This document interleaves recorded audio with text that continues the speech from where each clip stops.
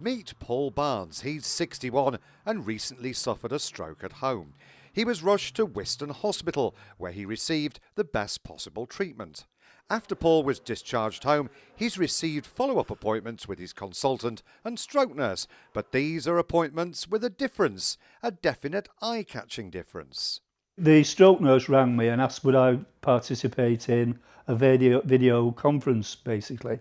And it would save me the time to go to the hospital. I had all the facilities at the office or at home on my phone as well, and I agreed to it with no problem. The consultations work like this. Paul simply dials in from his mobile phone, laptop or PC, either from home or even at work. The consultant or nurse answers and the consultation takes place face-to-face over a secure connection. What about moving your arms and legs? Are you okay walking and doing everything functionally? I'm just as good as I was before the stroke. Just as that doesn't good. mean my legs are functioning better. I'm just wondering, how have you been managing since you've had your stroke? Been very well, really. When I had this first stroke, I lost my speech and it took a while to come back, but at the moment it's fine. So how long are we now post-stroke, Paul? It was last March, so just over 12 months. Just over 12 months. And how long did it take you to get back into work? Maybe just over a week.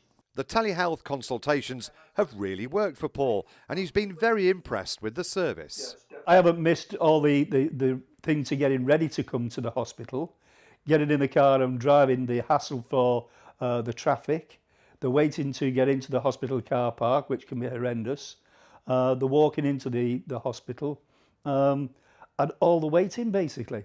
Sometimes your appointments are not on time, and it's not through the nurse's fault, it's just time in general. Where on this video conferencing, as I call it, it was just fine. It was there and done. I did it all from my office, and I was actually having a cup of tea and a biscuit while I was doing it. Not only that, but because Paul doesn't have to come into hospital for his appointments, he can avoid being reminded of less pleasant memories. When I was brought into hospital, having had the stroke, it was a terrifying time at the time because you don't know how bad your stroke is and you're having all these tests, and just walking in through the door actually brings the memories back. And the clinicians are impressed too with the telehealth system.